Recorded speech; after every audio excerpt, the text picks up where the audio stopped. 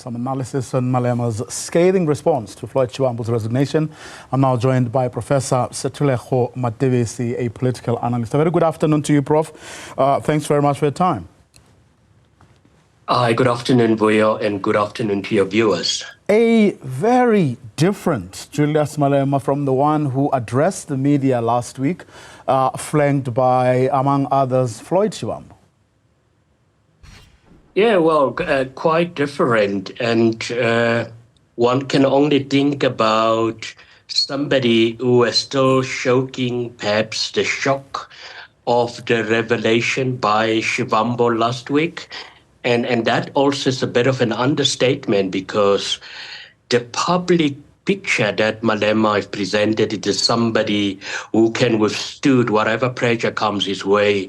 But what the public is seeing now, it's also perhaps the soft side of Malema and what we've become accustomed to, that radical side of him coming to the fore this week. But last week it was completely a different story, because I believe that at that stage he was still trying to understand what is going on, to soak in and try and debunk the information, shocking revelation by his right-hand man, Floyd Shivambu, last week. I mean, I remember asking people last week whether we would all be surprised if he changes his tune shortly thereafter. And yesterday, that's exactly what he did. The flip-flopper, as some people often call him.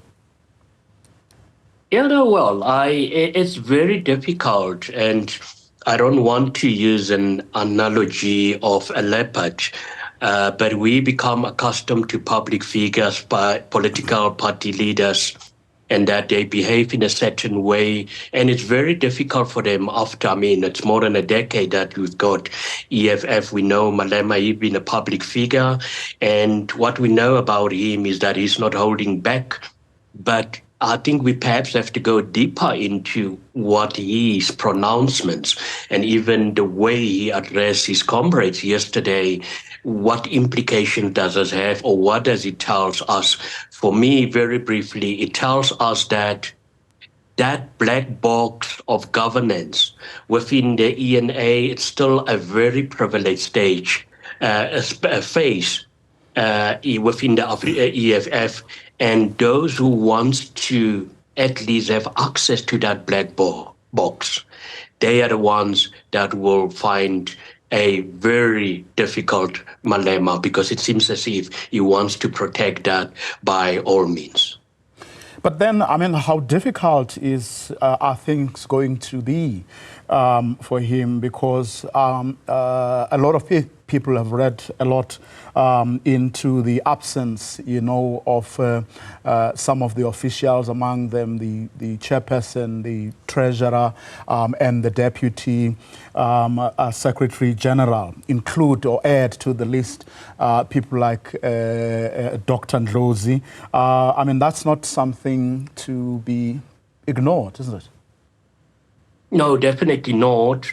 And remember also what he said yesterday is that some leaders are keeping quiet, but I don't think we should read a lot into that, because the question is, what else can some of these leaders say, what President has not already stated last week?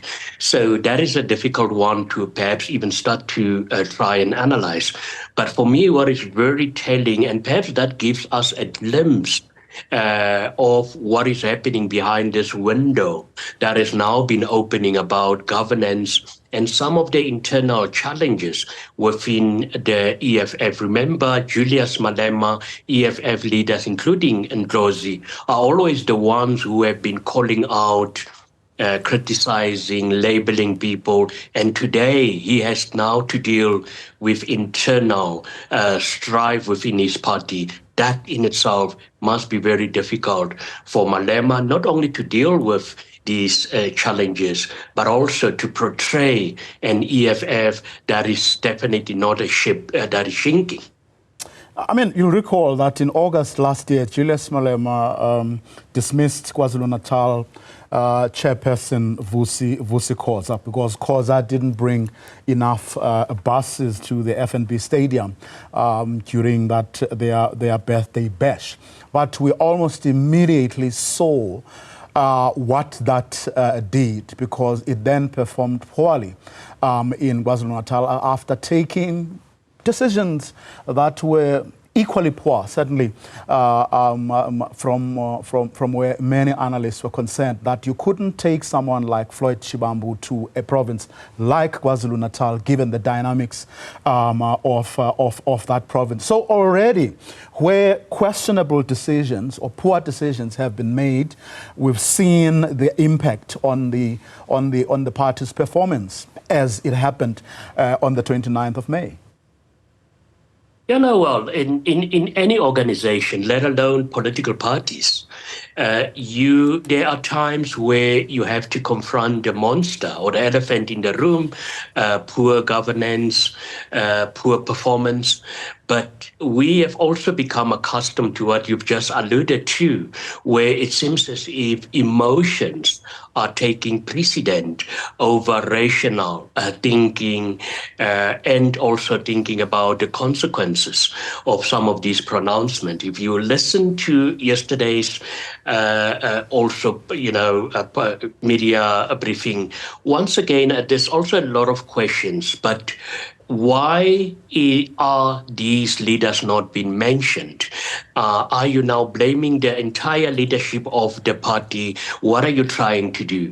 And I strongly believe that some of the decisions that have been taken in the past had a direct impact on the election outcome or electoral support that the EFF have garnered during the past provincial and national elections in South Africa. But the question is, can they continue on this trajectory? That, for me, will have really severe implications for the EFF.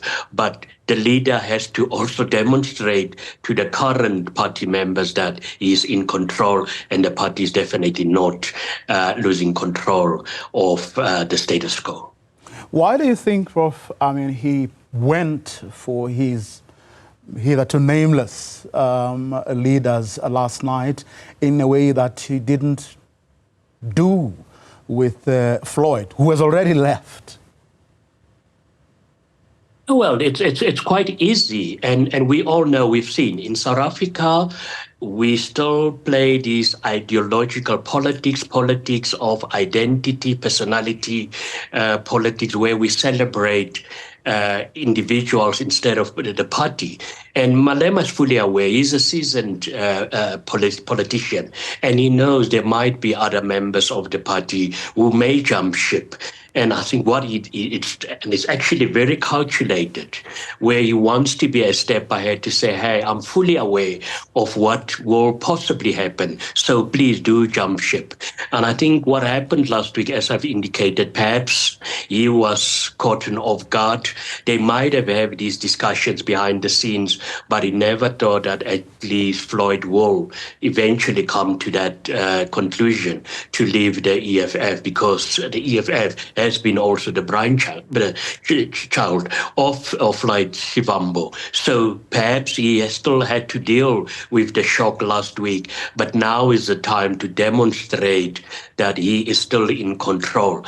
But going forward, the question is, will that be to the advantage and to the benefit of the EFF? That is a question for another day. Of course, everything said and done. He remains the leader of that party in ways that no one currently, even when Floyd Shivambu was around, can easily displace him. Yes, no, most definitely not. But that is the problem. The problem, as I've mentioned, about the black box of governance. We all know there are charismatic leaders who are the ones who pull and sometimes even inadvertently pushes people away from the party. But he is the face, he is the symbol of EFF. But there are times where you also have to let go, give other people an opportunity to take and consolidate what the EFF already have. And I believe what perhaps partly the one reason or part of the reason why Floyd have left might just be, constant station about governance issues and all that. And if this happens with Floyd, the question is, what about your provincial leaders and leaders in other lower structures of the EFF? For them, it will be very difficult to try and even get closer to this black box of governance within the EFF, and that will be problematic going forward. But perhaps what is good coming out of the media briefing yesterday was that he already is casting his eye on younger leaders. So perhaps Malema is already looking for new blood, a new generation of leaders who can take over perhaps provincial structures of the EFF, and that will perhaps set the tone for the next political trajectory of the EFF going forward. New blood, new generation, but I doubt if that includes him being replaced. A very difficult one because it seems as if everything is centered around the party leader, and we should not be surprised if he once again leads the EFF for the next 5 years after the elective conference or the People's Conference, as they call it, assembly, as they refer to it, and going forward that he still remains the leader. Well, indeed. Prof, let's leave it there for today. Thanks very much for your time, Professor Sethulego Matebesi, our political analyst.